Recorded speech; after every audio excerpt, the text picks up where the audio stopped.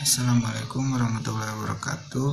Perkenalkan, nama saya Davis Alifal Saputra. Saya berasal dari kelas 10 MIPA 3. Saya di sini akan membahas tentang strategi dakwah periode Mekah. Semoga video saya bermanfaat.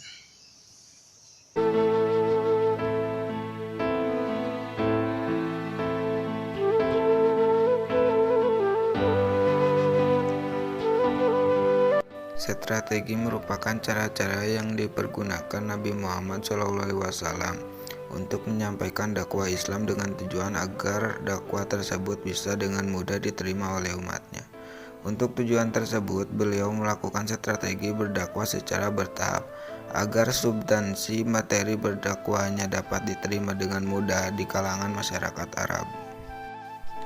3 tahun dilakukan secara bersembunyi-sembunyi dan 10 tahun secara terang-terangan. Dakwah Nabi Muhammad SAW dibagi menjadi 2 periode, yaitu periode Mekah dan periode Madinah. Proses berdakwah Nabi Muhammad SAW di Mekah berlangsung selama 13 tahun. Sedangkan dakwah di Madinah berlangsung selama 10 tahun terhitung mulai dari hijrah Nabi Muhammad SAW ke Madinah sampai beliau wafat. Yang pertama, mari kita bahas dengan dakwah secara bersembunyi-sembunyi. Pada mulanya, Nabi Muhammad SAW memulai kegiatan dakwahnya secara bersembunyi-sembunyi, dengan harapan tidak menimbulkan kecurigaan dari kaum Quraisy Mekah. Pada mulanya beliau hanya menyeru ke keluarga inti dan beberapa kerabatnya. Pada tahap ini Nabi Muhammad SAW hanya menyampaikan beberapa ajaran dasar dari agama Islam. Inti ajaran tersebut mencakup 3 hal, yaitu pertama, keesaan Tuhan, kedua, penghapusan patung-patung berhala, dan ketiga, kewajiban manusia untuk beribadah ritual dan sosial untuk mencari keridhaan Allah Subhanahu wa Ta'ala. Orang-orang yang pertama kali menerima ajakan dan seruan Nabi Muhammad SAW disebut dengan as-sabiqunal awwalun, atau orang-orang yang pertama masuk Islam.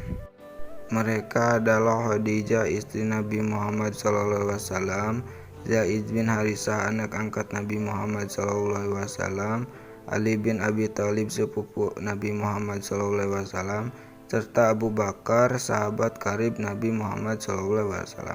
Pada perkembangan selanjutnya, mereka juga turut serta menyebarkan ajaran Islam. Selain keluarga dan kerabat dekat Nabi Muhammad, juga menyampaikan dakwahnya kepada orang-orang yang sudah dikenalnya secara baik, dan mereka pun mengenal baik kepribadian beliau. Sikap mereka menerima langsung dakwah Nabi Muhammad SAW karena didasari keyakinan kuat bahwa apa yang disampaikan adalah benar adanya. Menurut Syekh Syafirur Rahman Al-Mubakfuri, peran generasi pertama Islam sangat benar dalam mendukung dan mensukseskan dakwah Islam. Abu Bakar adalah sahabat yang sangat aktif menemani beliau dalam gerakan dakwah Islam.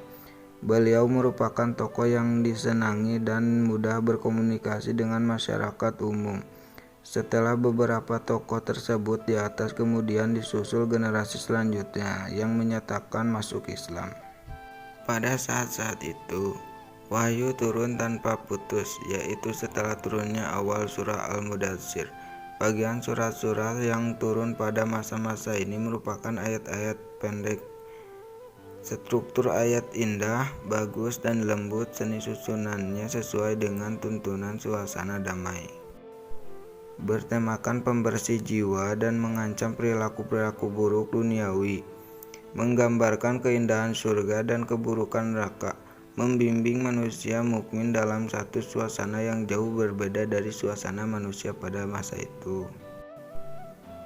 Dakwah secara bersembunyi-sembunyi berlangsung selama 3 tahun. Dalam jangka waktu tersebut, mula-mula Nabi Muhammad SAW dan beberapa sahabatnya hanya berhasil membentuk sebuah kelompok kecil, sampai akhirnya turun wahyu yang mengharuskan beliau menyampaikan dakwah secara terang-terangan.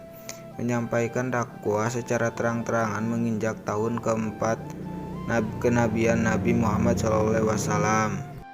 Menerima wahyu perintah memberikan peringatan kepada para kerabatnya menurut para ahli. Wahyu ini dinilai sebagai awal kegiatan dakwah secara terang-terangan. Berikutnya mari kita bahas dengan dakwah yang kedua, yaitu dakwah secara terang-terangan. Nabi Muhammad SAW mengumpulkan orang-orang dari Bani Al-Muthalib dan Bani Abdi Manaf. Jumlah mereka yang hadir pada pertemuan tersebut sekitar 45 orang. Beliau bermaksud menyampaikan dakwah Islam dalam pertemuan tersebut. Namun belum sempat berbicara, Abu Lahab sudah menyala terlebih dahulu seraya berkata, "Mereka yang hadir di sini adalah paman-pamanmu beserta anak-anaknya.